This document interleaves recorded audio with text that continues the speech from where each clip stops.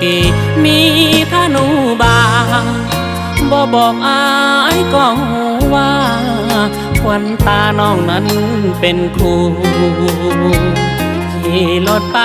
กันเลิกกลับบ้านผู้งามแค่น้องหัวใจไอ้นี้คิดต่ออยากมาขอเคียงน้องสาวผู้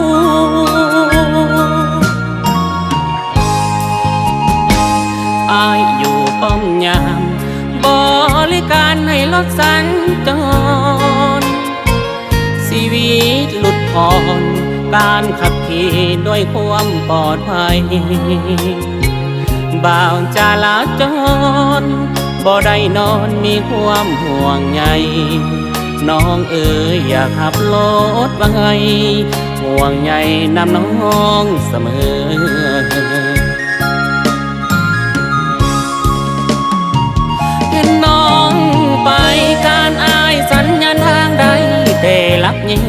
งแนมเบิ่งน้องลาคำแพงมีแหงเป้าวีดไขทางน้องนั้นไปสอนที่มอนยานบ่ทันการเฝ้าไปสิสอนลูกหลานเปิดทางให้น้องสบาย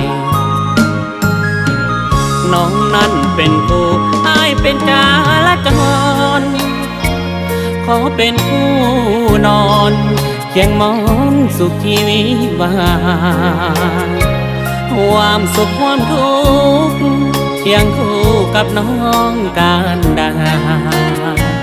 ความปรารถนาควันตามาเป็นเพื่อนใจ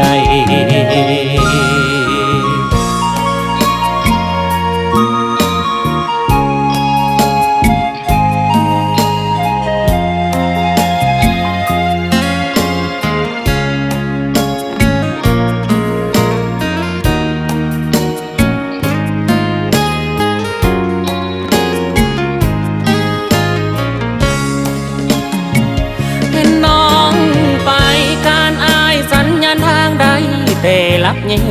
งแนมเบิ่งน้องลาคำแพงมีแหงเป้าวีดไขทางน้องนั้นไปสอ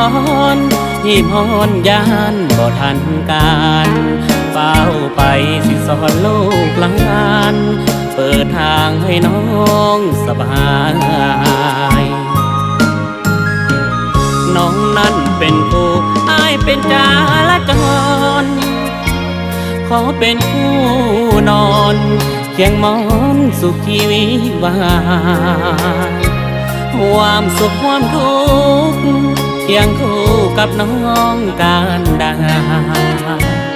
ความปรารถนาควันตามาเป็นเพื่อนใจ